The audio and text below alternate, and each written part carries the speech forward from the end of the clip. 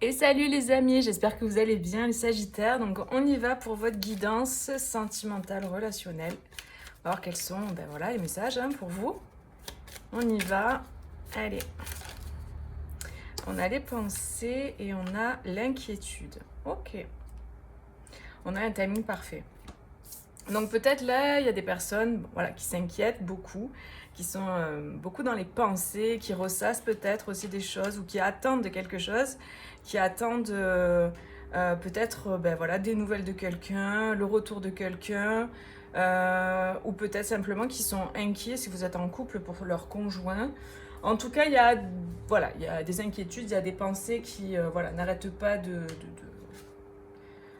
qui n'arrêtent pas de revenir, qui sont incessantes et entêtantes. Et voilà, c'est vraiment... Il y a une situation, en tout cas, au niveau sentimental qui vous inquiète et qui fait que vos pensées sont tout le temps en train de, voilà, de vous bouffer, quoi. Il y a vraiment cette énergie-là, quoi. On a le monde. Et avec ce timing parfait, là, derrière, en deux de paquets, j'ai vraiment... en fait, le message, c'est que le timing parfait arrive. C'est-à-dire que là, vous êtes dans vos pensées, vous vous inquiétez parce que dans le concret, il n'y a pas de... Il n'y a rien qui se passe, ou en tout cas, vous avez l'impression que rien ne se passe. Et pour le coup, on vous dit qu'il y a un timing parfait. Donc ça veut dire que c'est quelque chose qui est en train de se faire, qui est en train d'arriver, mais qui n'est pas encore là et que, vu que vous ne le voyez pas arriver, vous inquiétez. Donc on vous dit que ça arrive, que c'est là, que les choses sont en train de bouger, sont en train de se mettre en place. Il y a besoin, ou il y a eu besoin d'un temps, il y a eu besoin d'un temps de pause, il y a eu besoin d'un temps de réflexion, un temps d'introspection, ou même simplement un temps de repos. Et là, il y a une ouverture qui se fait. C'est vraiment, voilà, il y a une ouverture, il y a le cœur qui s'ouvre, il y a eu peut-être besoin pour vous, de votre côté ou peut-être du côté de la personne pour qui vous regardez, besoin d'un temps pour ouvrir son cœur, pour réouvrir son cœur, j'entends. Euh, et là, il y a comme cette idée de rayonnement. On rayonne, on s'ouvre. Le monde, c'est vraiment l'ouverture à l'extérieur, l'ouverture aux autres. Après un temps de pause, de réflexion.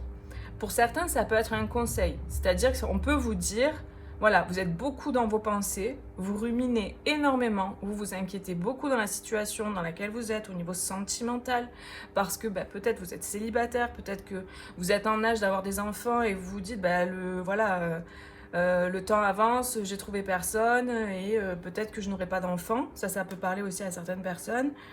Voilà, il y a peut-être des ruminations comme ça sur des choses euh, où vous n'avez pas la main, on me dit. Vous n'avez pas la main, vous n'avez pas le contrôle, vous ne pouvez pas agir sur ça en fait. Vous ne pouvez pas faire quoi que ce soit sur la situation dans laquelle vous êtes. Donc l'idée là, c'est vraiment de sortir de ces pensées, de ces inquiétudes en focalisant votre attention sur autre chose. Parce que y a un timing parfait, on vous le répète, c'est vraiment les choses sont en train de se faire, mais vous ne voyez pas. Et au plus vous serez dans le détachement par rapport à votre vie sentimentale, au plus vous serez détaché, au plus vous serez dans le détachement, au plus les choses, en fait, elles vont pouvoir se faire avec fluidité parce que vous avez lâché prise, vous avez lâché euh, ces pensées-là tout le temps actives concernant voilà, le côté sentimental. Donc c'est vraiment ce qu'on me donne en message. Après, vous prenez que si ça résonne, évidemment. Si ça résonne pas, vous pouvez ou attendre la suite ou aller voir vos autres signes. Pour les Sagittaires, au niveau sentimental, vous voyez, les choses, elles se débloquent, elles arrivent. Le chevalier d'Atamé, c'est le chevalier d'épée, c'est une énergie de décision, d'action, de décision, de se mettre en mouvement et d'y aller. Le chevalier d'épée, une fois que c'est mûrement réfléchi, une fois que c'est voilà, validé, on va dire intérieurement, on passe à l'action et il y a une décision, il y a une action qui est prise. Donc, il se peut, si par exemple vous pensez à quelqu'un, il se peut que cette personne se mette en mouvement parce que ça y est, elle a décidé quoi. Elle a décidé et du coup elle se met en marche quoi. Elle avance vers vous. Ouais, je pense que ouais, c'est quelqu'un qui peut-être que vous connaissez du passé pour certains. En tout cas, le 6 de coupe nous parle d'une énergie passée. Il y a cette idée de retrouvailles aussi. qui vont passer par des communications. Je pense que si c'est vous, cette personne, il y avait ce sentiment de... Enfin, ce sentiment, il y avait ce truc de porter sur son dos des charges, des poids, des choses qui ne sont pas à soi. Donc, c'est peut-être une personne qui portait voilà, des responsabilités qui n'étaient pas les siennes en fait. Donc ça peut être par exemple prendre soin d'un parent, ça peut être prendre soin de sa famille, ça peut être plein de choses en fait. Mais c'est comme si cette personne elle était chargée à bloc, c'est-à-dire c'était pas équilibré, c'est pas équilibré. Si c'est de vous que ça parle, c'est ça en fait, c'est pas équilibré.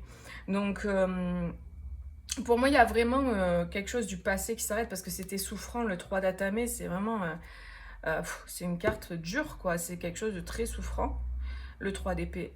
Donc c'est quelque chose qui a fait mal, quelque chose qui a... ouais, je pense que c'est une personne qui a eu le cœur brisé, quoi. Si on parle de vous, bah, vous voyez, si ça parle de quelqu'un d'autre, voilà. Vous replacez en fonction de votre situation, mais ça c'est fini parce que là vraiment il y a quelqu'un qui se sort de ça, il y a une décision qui est prise et la décision c'est de sortir de... Ouais, ouais, de ça, de cette situation de porter les fardeaux sur ses épaules, quoi. C'est vraiment ça, quoi. Et, euh, et en fait, ce que je vois, c'est vraiment, une fois que ça s'est fait, que c'est libéré, mais en fait, on va vers la légèreté, quoi. C'est comme si, une fois que les bâtons sont posés, là, on va vers quelque chose de beaucoup plus léger, on retrouve quelqu'un, parce que bon, c'est deux personnes, et on est dans quelque chose de beaucoup plus léger, plus, vous voyez, c'est des enfants, donc il y a cette idée vraiment de retourner dans quelque chose d'ouvert, avec le monde là, l'ouverture du cœur, il y a quelque chose, des fois on est obligé enfin on est obligé, des fois on en passe par ça, on va jusqu'au bout d'une situation, jusqu'à l'extrême quoi, et puis après on lâche quoi en fait, parce qu'on peut plus, et là j'ai l'impression que c'est un peu le cas de figure des personnes là pour qui je parle. En tout cas, il y a vraiment quelque chose qui revient à vous, je sens. Je pense que c'est plutôt quelqu'un pour qui vous regardez ou quelqu'un que vous avez dans le cœur. Je pense que c'est quelqu'un du passé que vous connaissez déjà, pour la plupart. Hein. Et peut-être que, ouais, il y a cette idée d'inquiétude parce que ça fait longtemps, en fait. Et que le temps passe et que vous voyez pas les choses évoluer concrètement dans la matière. Mais là, vraiment, on vient nous confirmer qu'il y a un timing parfait avec donc, cette carte-là en dos de paquet. Parce qu'il y a des prises de conscience. Donc, maison, foyer, décision. Ouais. Oui, c'est une personne qui prend une décision et qui change de chemin, en fait. Vous voyez, il y a le chemin de pénibilité, là, celui-ci. Et là, il y a le chemin beaucoup plus léger, quoi. C'est vraiment ça. Hein. On change de chemin, on change d'orientation. J'ai l'impression que c'est une personne qui pèse le pour et le contre. Est-ce que ça en vaut la peine finalement de continuer dans cette direction? Est-ce que je suis pas en train finalement de me perdre? Je me tue à la tâche au final. Est-ce que c'est pour moi? Est-ce que moi ça m'apporte quelque chose? Est-ce que je suis épanouie, heureux? Il y a vraiment comme un truc comme ça qui se passe pour cette personne. Et je pense que bah ouais, il y a, comme si on regardait vraiment les choses en face, les tracas, les soucis, les disputes, les conflits, la toxicité. C'est peut-être une personne qui a une famille ou qui est en couple hein, et qui est vraiment en train de tout remettre en question. Ou si elle n'est pas en couple et que c'est pas sa famille, quoi, sa femme, ses enfants, ou son mari, ses enfants, ça peut être un clan familial, ça peut être un clan au niveau du travail, enfin, ça peut être un travail, ça peut être... Voilà, mais il y a une remise en question et on se demande finalement si ça en vaut la peine, si on est heureux et si finalement on n'est pas en train de se perdre parce que ben, il n'y a plus le sens, il n'y a pas de sens et ça rend pas heureux quoi. Donc ouais, je pense que cette personne a une envie de renouveau, de nouveau départ, de légèreté, de liberté. Avec les cigognes là, qui parlent de nouveauté, qui parlent de naissance, qui parlent de création en fait. Il y a quelqu'un qui a envie de ça, quoi. Ça c'est clair. Peut-être c'est une personne qui était assez renfermée, qui avait peur peut-être de parler ou qui avait du mal à communiquer, qui se renfermait beaucoup. Là il y a des communications qui arrivent avec une forme de sagesse en fait dans ces communications. C'est-à-dire que comme je dis, une personne qui a réfléchi, qui a beaucoup réfléchi, qui a beaucoup pensé, donc voilà, pensée, inquiétude. Donc il faut voir comment ça peut résonner dans votre situation. Je sais que ça parlera pas à tout le monde. De toute façon, ça peut pas parler à tout le monde. Donc voilà, n'hésitez pas à aller voir vos autres signes. Et puis voilà, après, vous pouvez prendre une consultation privée. Hein. Voilà, vous avez mon site internet, quoi. Ah non, mais c'est fou. Au secours! C'est vraiment ça, c'est vraiment la personne, elle était dans une situation de merde, quoi, j'ai envie de vous dire. Ah ouais, la tristesse, le deuil. Peut-être, oui, c'est quelqu'un qui a fait le deuil hein, de quelque chose. Peut-être quelqu'un qui a mis du temps à faire le deuil. Peut-être d'une perte réelle de quelqu'un. Hein. Et vous savez, des fois, quand on perd quelqu'un et que c'est vraiment soudain ou c'est un drame et que selon chacun, ça peut créer un trauma, un traumatisme. Et en fait, on peut ensuite ne pas arriver à remonter ses fréquences. Ça peut être un choc émotionnel, un choc tellement fort que du coup, on reste dans cette énergie pendant longtemps et on n'arrive pas en fait à remonter. Et c'est comme si il y a une idée comme ça d'être resté dans la tristesse, d'être resté dans ce deuil, dans ces énergies basses en fait, plombées. Parce que le deuil n'a pas été au bout, quoi. Voilà. Et donc, c'est vrai que c'est bien dans ces moments-là de se faire aider parce que ça peut permettre de passer, voilà, de passer un cap, quoi. Que ce soit plus entravant pour soi dans sa vie, quoi, ces énergies plombantes. Et là, c'est vraiment ce que j'ai comme sentiment. Parce que là, avec ces deux cartes, j'ai l'impression qu'il y a eu la perte de quelqu'un pour certains. Alors après, ça peut être quelqu'un qui est parti, hein, un divorce ou une séparation. Et ça vous a fait le même choc.